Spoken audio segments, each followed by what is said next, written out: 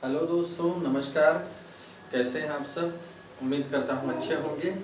मैं स्वागत करता हूँ आपका दोस्तों अपनी एक नई क्लास में, जिसमें हम आज पढ़ेंगे पादप हार्मोन।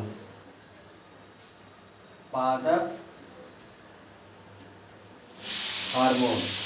तो दोस्तों, आज की क्लास में जो पादप हार्मोन हम पढ़ रहे हैं, ये जो है देखिए बेसिकली क्या है, एक तरह के रासायनिक पदार्थ हैं दोस्तों।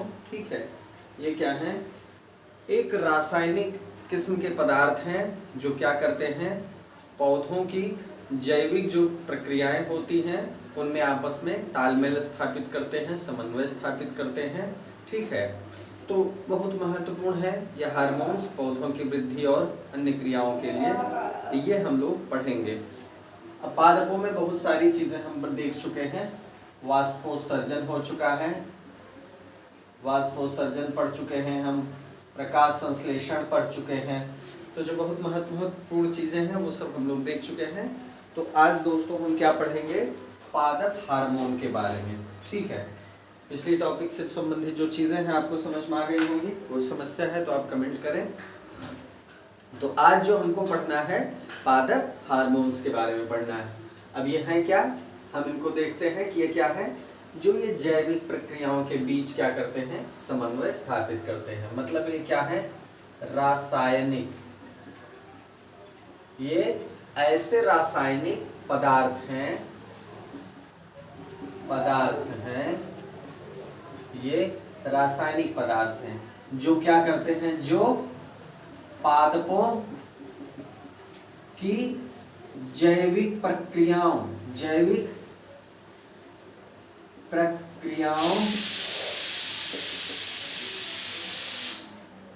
के मध्य क्या करते हैं, समन्वय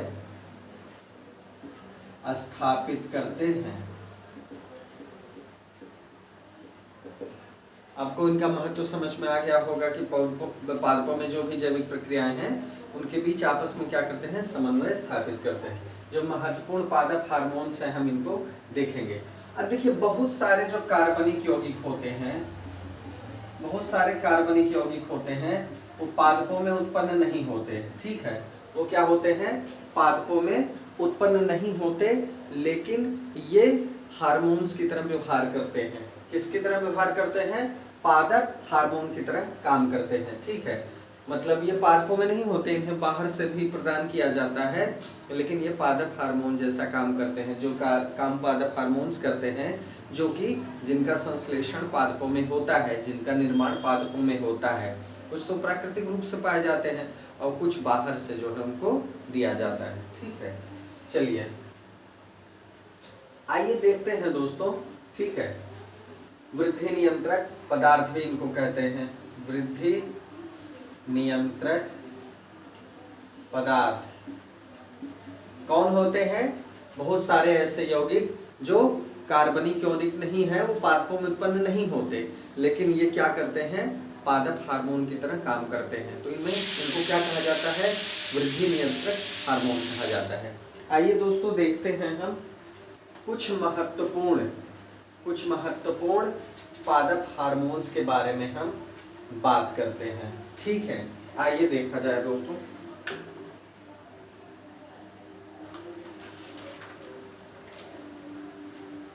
जो सबसे पहले पादप हार्मोन्स हम देखेंगे, पहला वो क्या है, ऑक्सिन।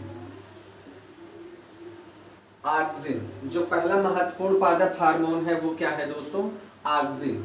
ठीक है, ये एक तरह से क्या है, कार्बनिक यौगिकों का समूह है। क्या है, कुछ कार्बनिक यौगिकों का क्या है, समूह है दोस्तों। ठीक है,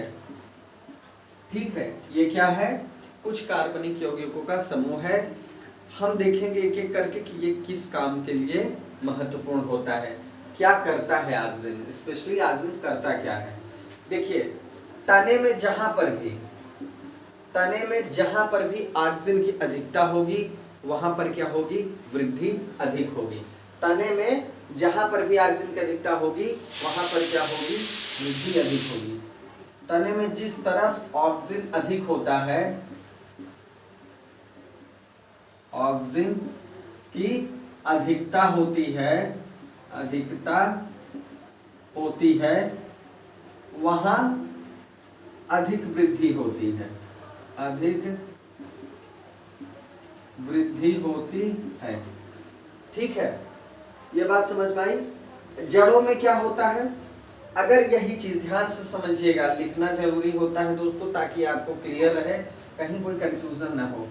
तने में अगर इसकी अधिकता होगी तो क्या होगी, वृद्धि होगी।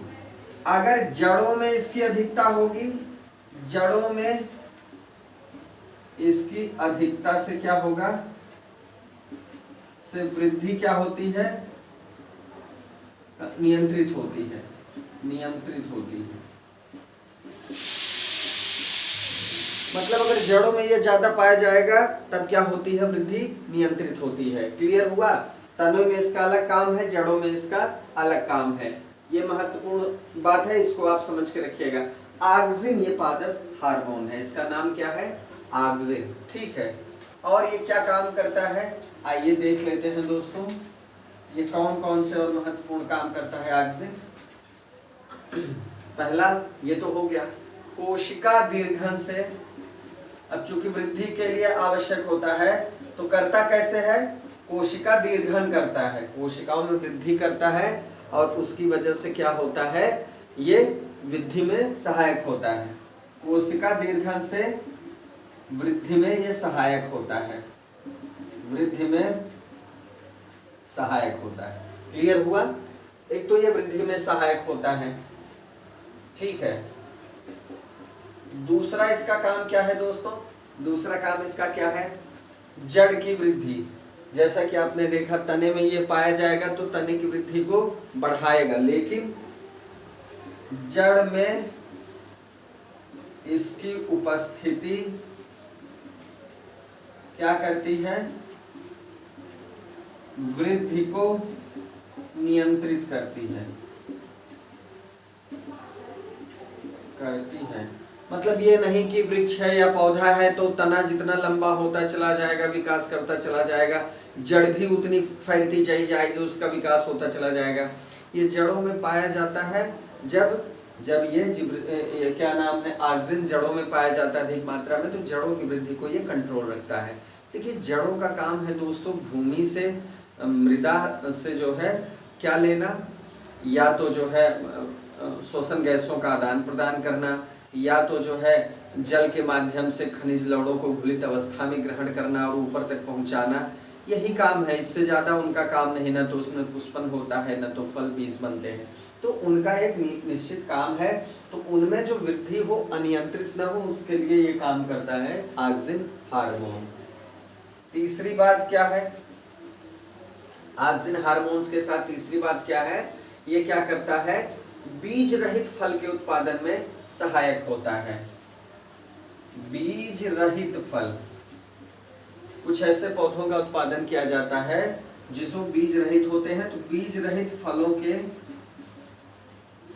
उत्पादन में सहायक, उत्पादन में सहायक। क्लियर हुआ, बीज रहित फलों के उत्पादन में ये सहायक होता है। ये समझ में आया। अब पत्तियों के झड़ने और फलों के गिरने में भी इसका नियंत्रण होता है। चौथा जो है क्या, पत्तियों के गिरने एक बात, दूसरी फलों के झड़ने पर इसका क्या होता है, नियंत्रण होता है। पत्तियों के गिरने पर भी और फलों के झड़ने पर भी ये क्या करता है, ऑक्सिन कंट्रोल करता है। समझ में आई बात दोस्तों। चलिए ये बात हो गई। अब देखिए एक काम ये और करता है कि जब गन्ना और मक्के की जो फसल होती है, ठीक है, गन्ने और मक्के की जो फसल होती है, तो गन्ना ने गेहूं की फसल होती है दोस्तों, गेहूं और मक्का होता है, गेहूं और इसमें खरपतवार के रूप में इस्तेमाल होता है। ध्यान दीजिएगा, मक्का नहीं होगा, गन्ना नहीं होगा, गेहूं और मक्के, गेहूं और मक्के की फसल में क्या करता है ये खरपतवार का काम करता है, खरपतवार का काम करता है। कौन सा hormone? Auxin hormone. Auxin hormone क्या करता है? गेहूं और मक्का के फसलों में खरपतवार का भी ये काम करता है। तो आपने क्या क्या देखा? कोशिका दीर्घन में सहायक होता है, जड़ में इसकी जब उपस्थिति होती है अधिक मात्रा में तो ये क्या करता है? जड़ की वृद्धि को क्या करता है? कंट्रोल करता है। तने में इसकी अधिक उपस्थिति क्या करती है? तने की वृद्धि को बढ़ाती है, तने की लंबाई को बढ़ाती है। बीज रहित पौधे, बीज रहित जो फल होते हैं उनके उत्पादन में सहायक होता है। आपने देखा होगा बहुत किस्म के ऐसे जो है फल आ रहे हैं जिसमें बीज नाम मात्र का या बिना बीज का ही वो फल उत्पादित होता है। आप कुछ उदाहरण ले लीजिए, पपीते का ही उदाहरण ले लीजिए या तरबूज का उदाहरण ले लीजिए। बहुत सारे हाइब्रिड ऐसे तरबूज और पपीते आ रहे हैं जिसमें आपको बीज नाम मात्र का या बिल्कुल नहीं मिलेगा। तो ये जो है इसके लिए किसका प्रयोग किया जाता है? ऑक्सिन हार्मोन का। ठीक है, यही काम करता है। पत्तियों के गिरने और फलों के झड़ने में, पत्तियां जो है टूट के गिरती हैं और फल गिरते हैं, टूट के झड़ते हैं। इस प्रक्रिया पे किसका नियंत्रण होता है? ऑक्सिन हार्मोन का। गेहूं और मक्के की फसल में इसको खरपतवार की तरह भी जो है इसका प्रयोग किया जाता है। ठीक है, समझ में आई बात दोस्तों? ऑक्सिन हार्मोन को हमने देखा कितना महत्वपूर्ण है पादपों के लिए। ठीक है, पादपों के लिए ऑक्सिन हार्मोन का महत्व हमने देखा। अच्छे से इसको दोस्तों नोट्स बनाइएगा, एक एक चीज को नोट्स बना के लिखिएगा या स्क्रीनशॉट लीजिएगा, ये महत्वपूर्ण चीजें हैं। ठीक है, अगर कोई चीज नहीं समझ में आए तो आप पूछ सकते हैं। दूसरा जो हार्मोन है दोस्तों वो है जिब्रेलिन, जिब्रेलिन्स। चलिए जिब्रेलिन्स क्या है ये देख लेते हैं। ये थोड़ा सा जटिल कार्बनिक यौगिक है, जटिल कार्बनिक यौगिक, जटिल कार्बनिक यौगिक है। इसका काम क्या है दोस्तों? ये क्या करता है? कोशिका विभाजन और कोशिका दीर्घन, कोशिका दीर्घन मतलब कोशिका का विभाजन करता है, कोशिका को बड़ा करता है, दीर्घ करता है। उसकी वजह से क्या करता है? जो तना है उसका क्या होता है? विकास होता है। दीर्घन द्वारा तने की लंबाई में वृद्धि, तने की लंबाई में वृद्धि होगी तो वृद्धि मतलब तना क्या करेगा? विकास करेगा। पौधा क्या करेगा? विकास करेगा। ठीक है, पौधे क्या होते हैं? वृहत आकार के हो जाते हैं, वृहत आकार के हो जाते हैं। मतलब आप समझ रहे हैं कि अगर कोशिका विभाजन होगा, कोशिका दीर्घन होगा तो क्या होगा? तने की लंबाई में वृद्धि होगी और उत्तरोत्तर क्या परिणाम आएगा? तना विकसित हो जाएगा, पौधा का आकार बढ़ जाएगा। पहला ये होता है। दूसरा क्या होता है जिब्रेलिन का काम दोस्तों? दूसरा क्या होता है? बीज रहित फलों के उत्पादन में ये भी महत्वपूर्ण होता है। बीज रहित फलों के उत्पादन में, बीज रहित जो फल होते हैं उनके उत्पादन में जिब्रेलिन भी महत्वपूर्ण होता है, ऑक्सिन भी महत्वपूर्ण होता है। तीसरी चीज हमको क्या देखनी है? बीजों के अंकुरण में भाग लेते हैं, बीजों के अंकुरण में भाग लेते हैं, भाग लेते हैं। बीजों का जो अंकुरण होता है उसमें ये सहायता करते हैं जिब्रेलिन हार्मोन। ठीक है, चौथा क्या हो गया दोस्तों? चौथा क्या हो गया? बीजों की जो होता है सुसुप्तावस्था। देखिए आपको पता है कि बीज पड़े रहते हैं, बहुत बहुत दिन तक बीज पड़े रहते हैं, कई बार सालों तक पड़े रहते हैं। लेकिन जिब्रेलिन हार्मोन्स का काम ही यही है कि ये उनकी सुसुप्तावस्था को भंग करके क्या करता है? बीजों की सुसुप्तावस्था, बीजों की सुसुप्तावस्था को भंग करके उन्हें अंकुरण के लिए प्रेरित करता है। अब सोचिए, अंकुरण के लिए प्रेरित होंगे तभी तो जो है वो अंकुरण पैदा होगा, तभी तो एक नए पौधे का निर्माण होगा। तो अंकुरण के लिए क्या करते हैं, प्रेरित करते हैं, इंस्पायर करते हैं, प्रेरित करते हैं। क्लियर हो गया दोस्तों? चलिए ठीक है, ये इसका काम है। किसका काम है? जिब्रेलिन का। समझ में आया? चलिए, क्या करता है? कोशिका विभाजन, कोशिका दीर्घन करता है, तनि की लंबाई में ये भी वृद्धि करता है। ठीक है। दूसरी चीज, इससे क्या हो जाता है? पौधे बढ़ जाते हैं, पौधों का आकार जो होता है वो बड़ा हो जाता है। दूसरी बात, बीज रहित पौधों के, बीज रहित फलों के उत्पादन में ये उसी तरह सहायक होता है जैसा ऑक्सिन होता है। चौथी बात, बीजों के अंकुरण में भाग लेते हैं। पांचवी बात इसी में शामिल है कि ये क्या करते हैं? बीजों की सुसुप्तावस्था को भंग करते हैं, अंकुरण के लिए प्रेरित करते हैं। मतलब पूछा जाए कि बीजों के अंकुरण के लिए कौन हार्मोन उन्हें प्रेरित करता है, तो आप क्या बताएंगे? जिब्रेलिन। उत्तर क्या होगा? Gibberellin hormone. क्लियर हुआ दोस्तों? चलिए ठीक है, ये है पादप हार्मोन जो विभिन्न जैविक प्रक्रियाओं के लिए जिम्मेदार हैं, नियमन के लिए, नियंत्रण के लिए और समन्वय के लिए। ठीक है, पादपों में विभिन्न जैविक प्रक्रियाओं का ये नियमन करते हैं, रेगुलेशन करते हैं, नियंत्रण या कंट्रोल करते हैं, और क्या करते हैं? कोऑर्डिनेशन बनाते हैं या समन्वय करते हैं। बहुत महत्वपूर्ण है। ठीक है, अब देखिए साइटोकाइनिन, अगला है साइटोकाइनिन। ये क्या है? ये एक तरह का दोस्तों क्षारीय प्रकृति का हार्मोन है। इसकी जो प्रकृति होती है क्षारीय होती है, तो क्षारीय प्रकृति का ये हार्मोन है। ठीक है, ये कैसी प्रकृति का हार्मोन है? क्षारीय प्रकृति का। चलिए ठीक है, एक चीज क्लियर हो गई। अब यहां इसका संश्लेषण होता कहां है?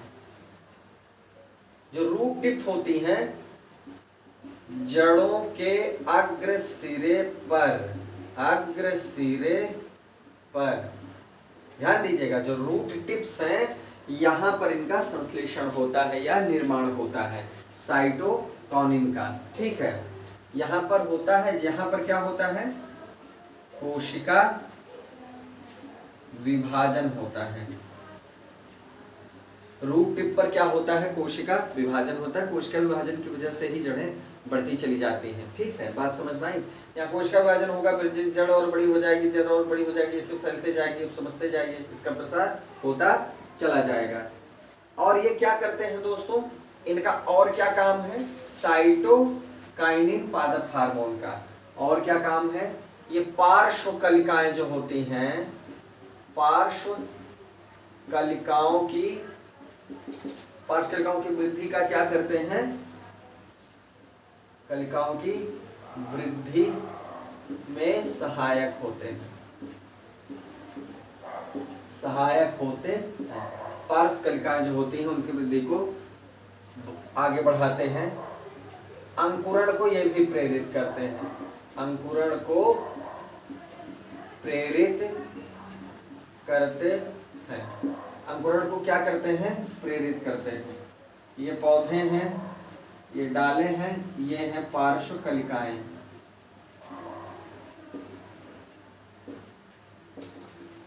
क्लियर हुआ?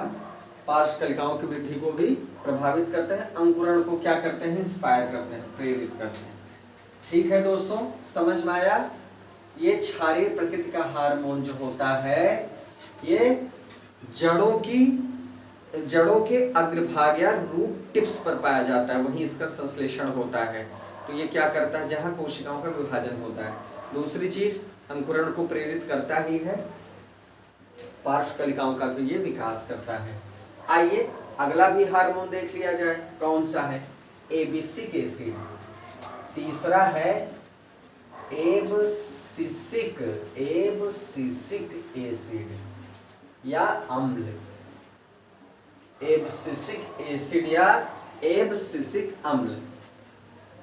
ये स्पेशली क्या है? वृद्धिरोधी हार्मोन। याद रखिए, वृद्धिरोधी हार्मोन। जैसे और हार्मोन वृद्धि को तेजित करते हैं, ये क्या करता है? वृद्धि को रोकता है। इसे वृद्धि रोधी हार्मोन ही कहा जाता है। ठीक है, अब ये क्या करता है, वाष्पोत्सर्जन की क्रिया। अब देखिए, इसके पहले आपने बहुत अच्छे से पढ़ा है वाष्पोत्सर्जन। वाष्पोत्सर्जन में हमने देखा है कि पौधे जो जड़ों से जल का प्रयोग करते हैं, जलों का अवशोषण करते हैं, मात्र 1 या 2% ही जो है प्रकाश संश्लेषण में और विभिन्न मेटाबॉलिक रिएक्शन में उसका प्रयोग होता है। बाकी सारा जल क्या होता है, वाष्पोत्सर्जित हो जाता है। तो वाष्पोत्सर्जन की पूरी प्रक्रिया हम लोगों ने अच्छे से पढ़ी है, तो आपको याद भी होगा। वाष्पोत्सर्जन में स्टोमेटा से जो है, ये पत्ती है,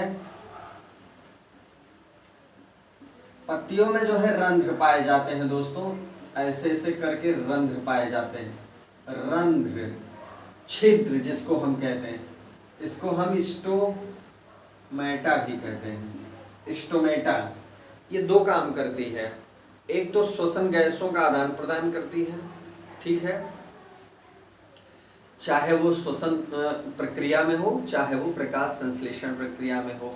दूसरी चीज क्या करती है, इन्हीं छिद्रों से दोस्तों वाष्प के रूप में जल उड़ता है। मतलब जल जो होता है इन्हीं पत्तियों के स्टोमेटा में आके ऊपरी सतह पर रुकता है और फिर वो वाष्पित होके प्रकृति चक्र में चला जाता है।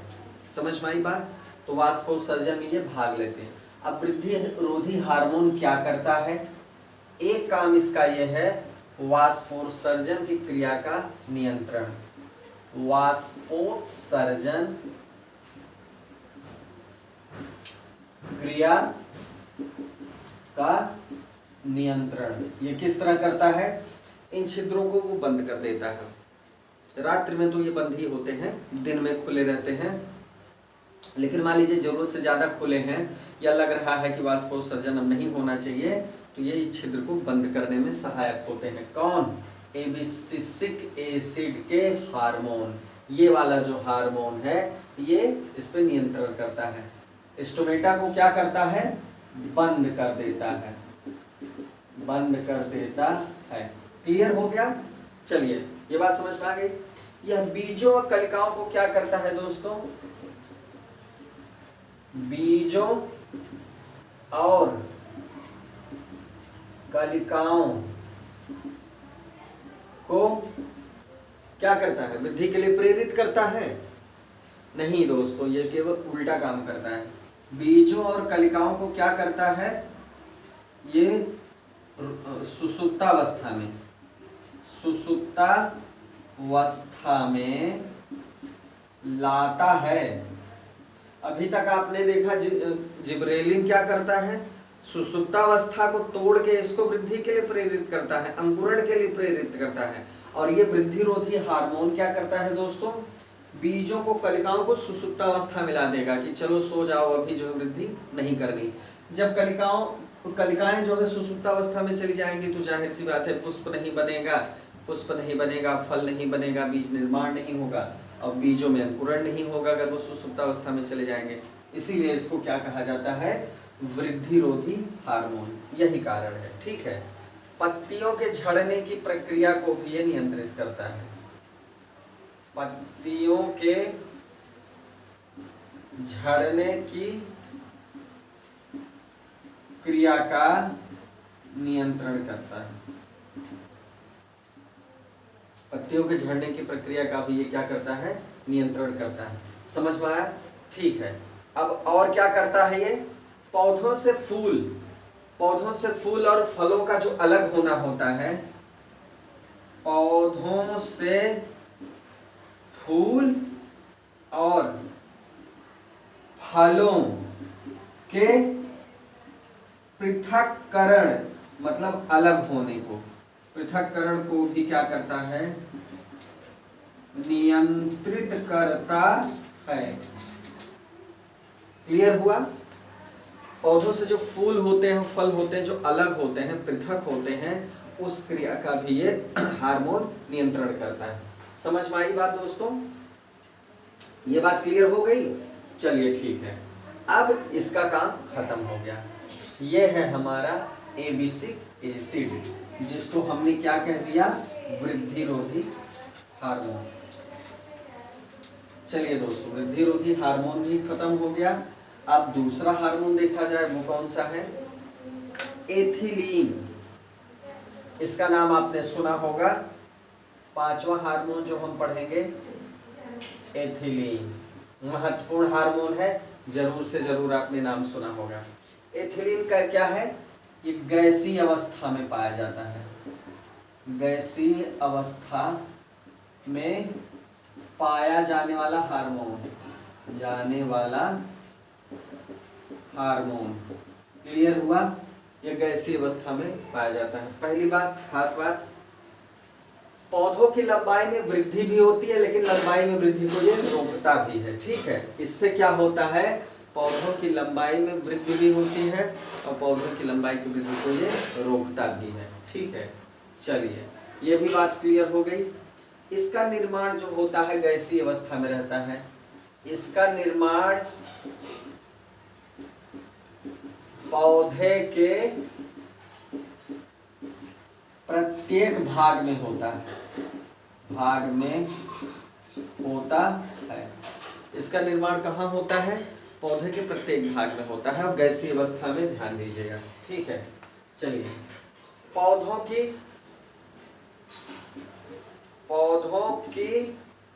चौड़ाई में वृद्धि। अभी तक के जो हार्मोन थे, जिब्रेलिन था या फिर ऑक्सिन था, ये क्या करते हैं? पौधों की लंबाई बढ़ाते हैं। तने की लंबाई बढ़ाते हैं कोशिका दीर्घन द्वारा, कोशिका विभाजन द्वारा। ये क्या बढ़ाता है? चौड़ाई, विड्थ को ये एक्सपेंड करता है। ठीक है, कौन सा हार्मोन? Ethylene hormone. समझ में आया दोस्तों? पत्तियों और फलों के झड़ने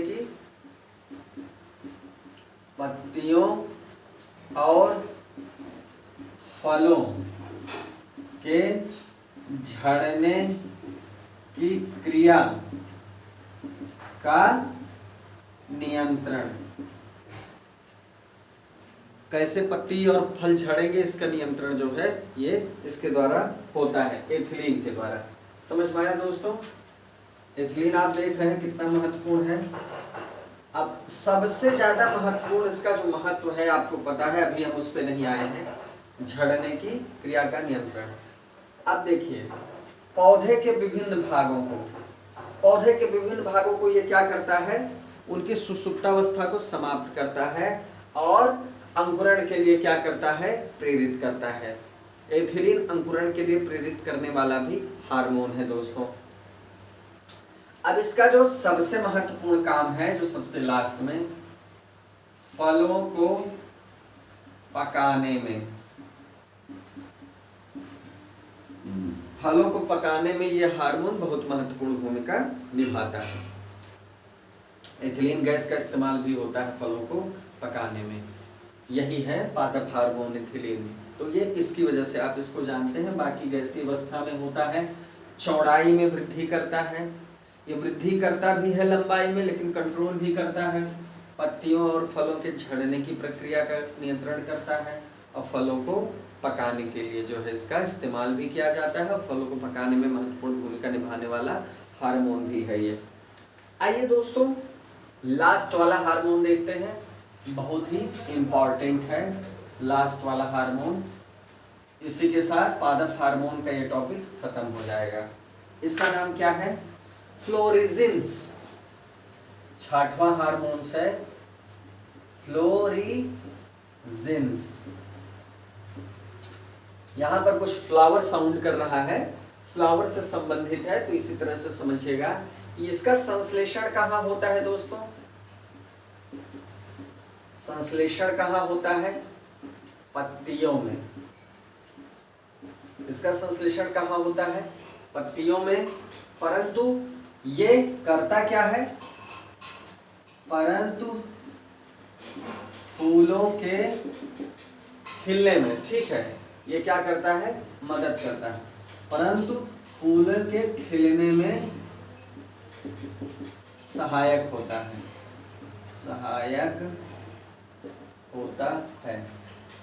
संश्लेषण होता है पत्तियों में, लेकिन काम इसका फूलों से संबंधित है।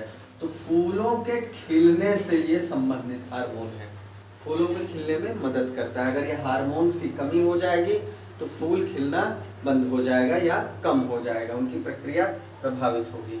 समझ में आया? तो इसीलिए इसे क्या कहते हैं फूलों के